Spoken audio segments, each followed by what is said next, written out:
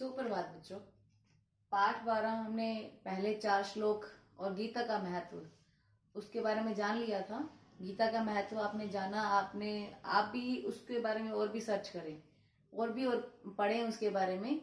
और जहां भी संभव हो गीता के बारे में कुछ भी पढ़ने को मिले उसे जरूर अवश्य पढ़ें।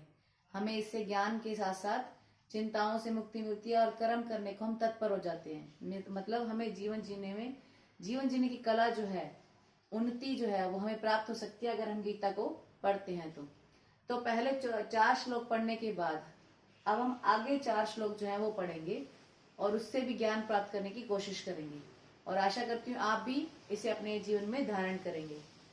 तो हमने चौथा जो श्लोक पढ़ा था, चौथा श्लोक में बताया गया था कि भगवान की उत्पत्ति कब होती है।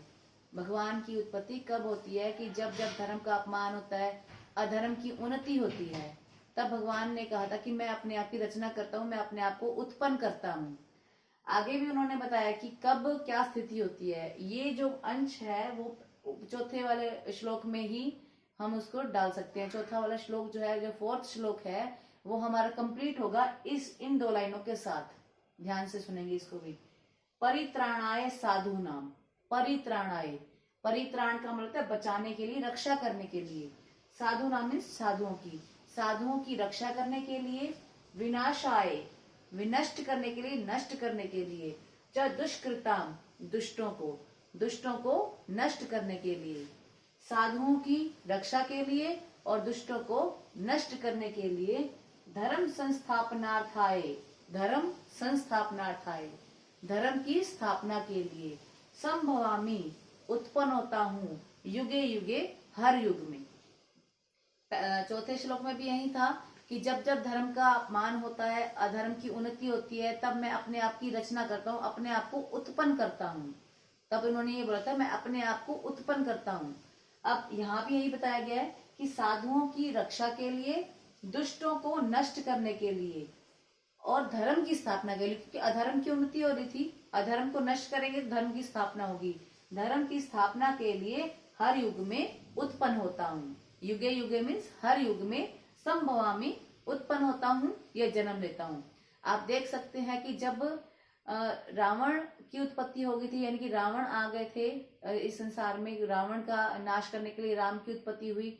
राम आए, वो भी विष्णु के अवतार थे।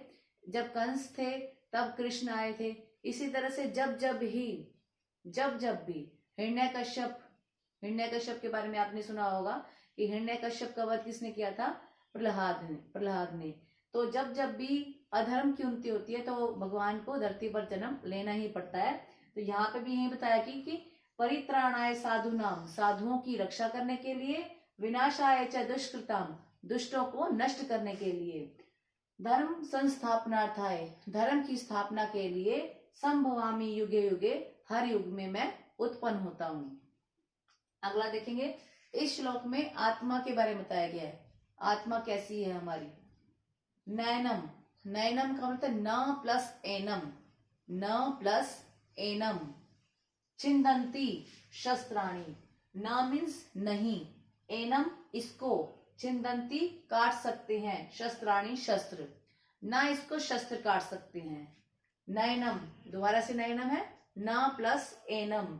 दहती पावकै, न नहीं, एनम इसको, दहती जला सकती है, पावकै मीन्स आग, न आग इसको जला सकती है।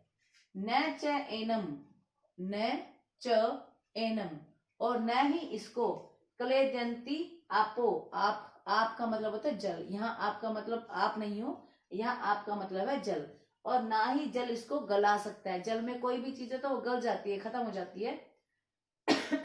और न ही इसको जल गला सकता है। न शोषति मारुतै, न मीन्स नहीं, शोषति मीन्स सुखा सकती है, मारुतै मीन्स हवा, और ना ही इसको हवा सुखा सकती है। अब ये क्या चीज है? आत्मा।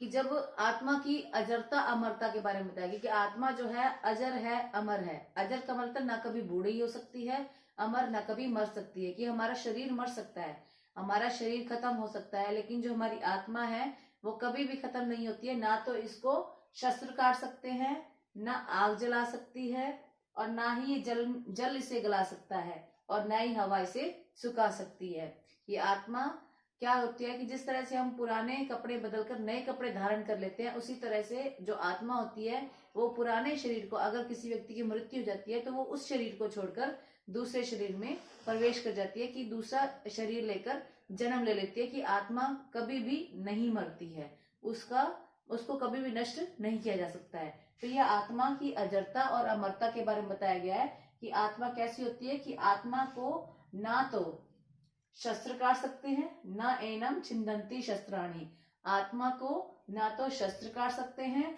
नैनम दहती पावकै, न आग इसे जला सकती है, न च एनम क्लेदन्तु आपो, न इसे जल सुखा सकता है, गला सकता है, सॉरी, न इसे जल गला सकता है, न शोषति मारुतः, और ना ही इसे हवा सुखा सकती है। ये आपकी आत्मा के बारे में बताया गया था। अगला है विषयों का ध्यान करने से, विषय मतलब गलत बातों का ध्यान करने से, ध्यायतो मीन्स ध्यान करने से, ध्यान करने से एक मनुष्य की क्या स्थिति होती है उसके बारे में बताया गया है, तो ध्यान से सुनेंगे। ध्यायतो मीन्स ध्यान करने से, विषयान पुंसः, विषयान पुंसः, पुंसः मीन्स पुरुष के द्वारा, मनुष्य के द्वारा, मनुष्य के द्वारा विषयों का ध्यान करने से, विषयों का ध्यान करने से, संज्ञा आसक्ति मोह, तेषु उनमें, उपजायते उत्पन्न हो जाता है, कि विषयों का ध्यान करने से, पुरुष के द्वारा विषयों का ध्यान करने से उनमें आसक्ति उत्पन्न हो जाती है। अब विषय क्या है, इच्छाएं हैं, कि अगर आप किसी चीज की इच्छा करेंगे तो हमें हमारा लगाव जो है, हमारी आसक्ति जो है उसमें उत्पन्न हो जाएगी, हम उसे प्राप्त करने की कोशिश करेंगे। तो इच्छाओं का मतलब दमन करना चाहिए, हमें अपनी इच्छाओं पर नियंत्रण रखना चाहिए। इन श्लोकों के माध्यम से ये बताया जाएगा कि विषयों का ध्यान, पुरुष के द्वारा विषयों का ध्यान करने से उनमें आसक्ति उत्पन्न हो जाती है। किन में? विषयों में, इच्छाओं में, उनमें आसक्ति उत्पन्न हो जाती है। संगात, अभी ये संग क्या था? आसक्ति।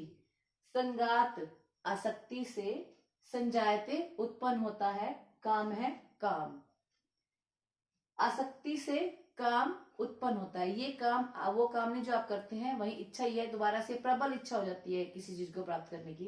तो संग से, आसक्ति से काम उत्पन्न हो जाता है। कामात क्रोध है अभिजायते, कामात काम से, इच्छा से, क्रोध है अभिजायते, क्रोध उत्पन्न हो जाता है। कि जैसे अगर हमने किसी चीज की इच्छा की है तो हमारी आसक्ति उसी इच्छा में हो जाएगी, और फिर अगर आसक्ति उत्पन्न हो जाती है तो हमारी प्रबल इच्छा होती है कि हम उस वस्तु को प्राप्त कर लें, और अगर हमें वो वस्तु नहीं मिलती है तो क्या होता है कि हमें गुस्सा आता है। तो यही बताया गया कि इच्छाओं की अगर पूर्ति नहीं होती है तो क्रोध की उत्पत्ति हो जाती है। तो देखेंगे, ध्यायतो विषयात विषयान पुंसः, पुरुष के द्वारा विषयों का ध्यान करने से, विषय क्या है? इच्छाएं। पुरुष के द्वारा विषयों का ध्यान करने से संज्ञा आसक्ति तेषु उनमें, उपजायते उत्पन्न हो जाती है। पुरुष के द्वारा विषयों का ध्यान करने से उनमें आसक्ति उत्पन्न हो जाती है। उनमें, किनमें? विषयों में, उनमें आसक्ति उत्पन्न हो जाती है। संगात संजायते काम है, आसक्ति से काम की उत्पत्ति होती है, आसक्ति से काम की उत्पत्ति होती है। कामात क्रोध है अभिजायते, और काम से क्रोध उत्पन्न हो जाता है। अगला देखेंगे, ये भी इसी के साथ ही है, देखेंगे क्रोधात उद्भवती, क्रोधात, ये भ है ना, भ से भवती बन जाएगा।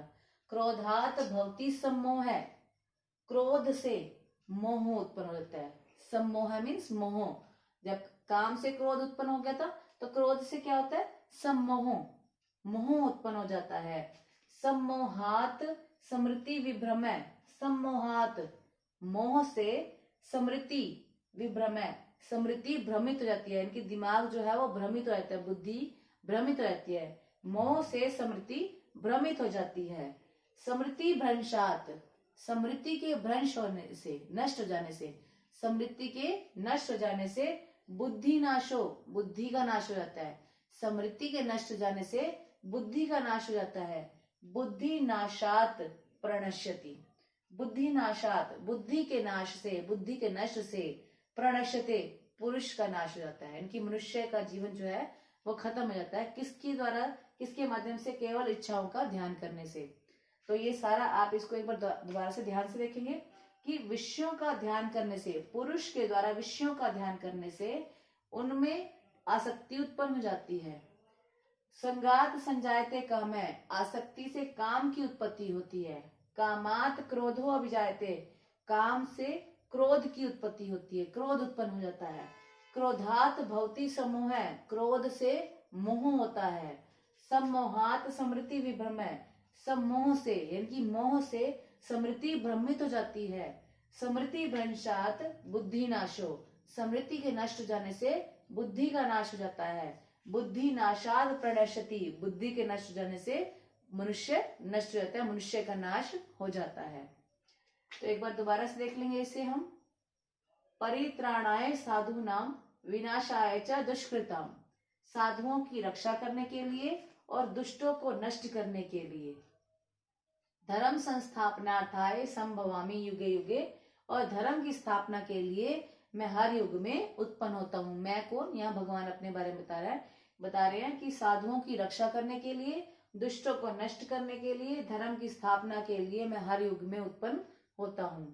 अगला है नैनम छिन्दन्ति शस्त्राणि न एनम दहति पावक, न च एनम क्लद्यन्त्यापो न शोषति मारुतः, कि आत्मा के बारे में बताया गया कि आत्मा को ना तो शस्त्र काट सकते हैं, न आग जला सकती है, ना ही जल इसे गला सकता है, और ना ही हवा इसे सुखा सकती है।